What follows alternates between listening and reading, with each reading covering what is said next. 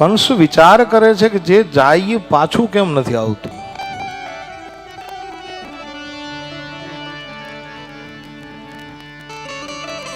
અને વળી એક સભાનું આયોજન થયું. સભાની અંદર તૃણાવર્ત નામનો રાક્ષસ એટલે કે વંટોળ સ્વરૂપે જે રહેલો છે એમની વરણી થઈ અને કહ્યું કે તું જા.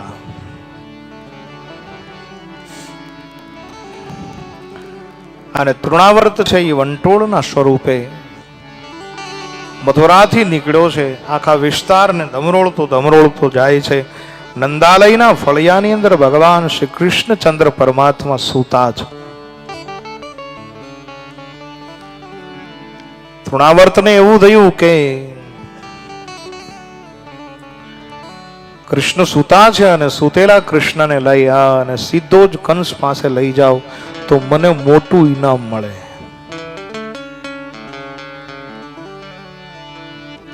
અને ભગવાન કૃષ્ણએ માયા કરી પ્રેરિત થયેલો વંટોળિયો છે આખા ગોકુળને ધમરોળતો નંદાલયની અંદર આવી અને સોનાના પારણિયાની અંદર કૃષ્ણ મુરારી પોડ્યા છે એમને લઈ અને સીધો આકાશ માર્ગે જતો રહ્યો. પણ બાબુ જ્યાં સુધી ગોકુળના ગગન મંડળ ઉપર હતો ને ત્યાં સુધી વાંધો ન આવ્યો. પણ ગોકુળના સીમાડાઓ છોડી અને જ્યાં મથુરા તરફ વંટોળિયો ફંટાણો એટલે ભગવાન કૃષ્ણ પરમાત્માને વાચા ફૂટી અને કીધું કે તૃણાવર્ત, બોલે શું, ક્યાં લઈ જાય છે? બોલે મથુરા. બોલે મથુરા તો જવાનું નથી, હજી સમય નથી. મથુરા આવીશ પણ હજી સમય નથી થયો. અત્યારે લઈ જવાની ચેષ્ટા ન કર. ત્યારે તૃણાવર્તે કીધું કે તને લઈ જવાનો છે કંસ મહારાજની સામે, અને જો હું તને એમને એ રીતે લઈ જાઉં તો મને મોટામાં મોટું ઇનામ મળશે. ત્યારે ભગવાન કૃષ્ણએ કીધું કે ઇનામ તો હું તને આપી શકું,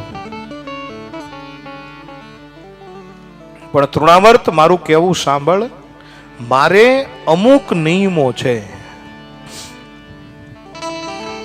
બોલે કયા નિયમ? બોલે પહેલું નિયમ તો મારું એ છે કે હું જ્યાં સુધી આ ગોકુળની અંદર રહું,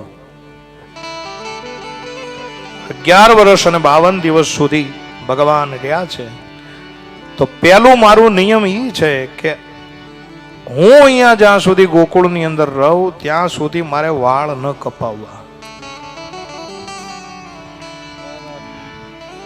આ એક ભગવાનનું પ્રણ હતું.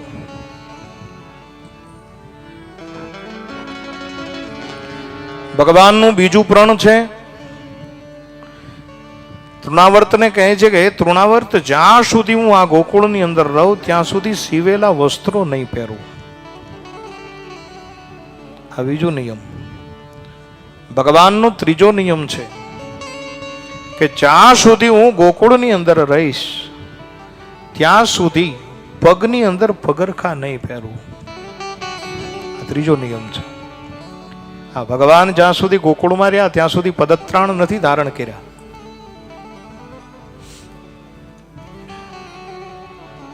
ભગવાને ચાકડી ધારણ નથી કરી. શું કામ? કોઈ પૂછ્યું ભગવાનને કે હે કૃષ્ણ, તમે ગોકુળની અંદર પગરખા કેમ નથી પહેરતા? ત્યારે ભગવાન કૃષ્ણનો બહુ સુંદર મજાનો જવાબ કે મારી ગાયો પગરખા ન પહેરતી હોય તો હું કેવી રીતે પહેરી શકું? આ છે ગૌ પ્રેમ, આ છે ગાયો પ્રત્યેનો પ્રેમ.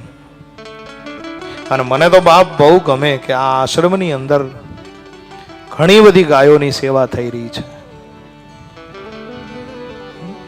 આપણા લગભગ આશ્રમની અંદર ગૌ સેવા થાય છે, પણ સવિશેષ સ્વરૂપે અહીંયા જોવા મળે છે કે મંદિરની સાથે જ તમે ગાયોના દર્શન થાય એવી બહુ સુંદર મજાની વ્યવસ્થા. ફરી એક વખત તમને હું અપીલ કરું છું કે આપણો આ છેવાડાનો આશ્રમ, આવા કાર્યક્રમો થાય ત્યારે જ કંઈક થતું હોય છે. એટલા માટે તમને એક નમ્ર અરજ કરું છું કે કે તમે દાનનો પ્રવાહ શરૂ કરી દીધો છે, અહીંયા અન્નક્ષેત્ર ચાલે છે, અહીંયા ગૌ સેવા થાય છે, અહીંયા સાધુ સંતોની સેવા થાય છે, તો આ કથા દરમિયાન હજી પણ 3 દિવસ બાકી છે. કોઈને ગૌ સેવામાં, કોઈને અન્નક્ષેત્રમાં, કોઈને એન કેન રૂપે કંઈ પણ દાન કરવું. દાન પુણ્ય કરજો બાપ. ઠેકાણું છે અને ઠેકાણું હોય ને ત્યાં વવાય. સારી જમીનની અંદર વાવો ને તો એ ઉગે, ખારા પાટમાં કાંઈ ન ઉગે. એવું છે. એમ આ વાવવાના અમુક ઠેકાણા છે. મને કાલે બહુ ગમ્યું, ગોપાષ્ટમીના દિવસે અમારા જનકભાઈ તરફથી સુંદર 51,000 રૂપિયાનું આપણી આ ગૌશાળાને માતબર દાન મળ્યું. કેમ કે ભગવાન કૃષ્ણ પરમાત્માનો અવતાર જ ગાયોની સેવા માટે થયેલો છે. અને એ કૃષ્ણ કનૈયો એમ કહે છે કે 11 વર્ષ સુધી હું પગરખાના ધારણ કરું.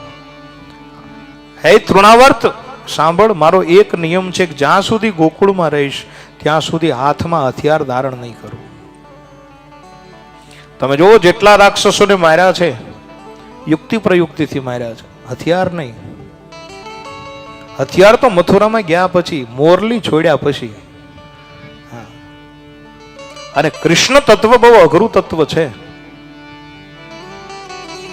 એ જ કૃષ્ણ ગોકુળની અંદર બંસરી બજાવી શકે, અને એનો એ કૃષ્ણ જેથી જરૂર પડે ને તેથી કુરુક્ષેત્રના રણ મેદાનની અંદર જઈ અને પંચજન્ય શંખ ફૂકી. આ કૃષ્ણ છે. કૃષ્ણ તત્વ આમ સહેલાઈથી સમજી નથી શકાતું બાપ.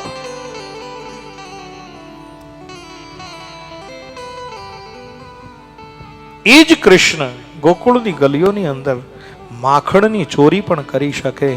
અને એ જ કૃષ્ણ દ્વારકાની અંદર રાજા બની અને ચમર ઢોળાવી પણ શકે. આ કૃષ્ણ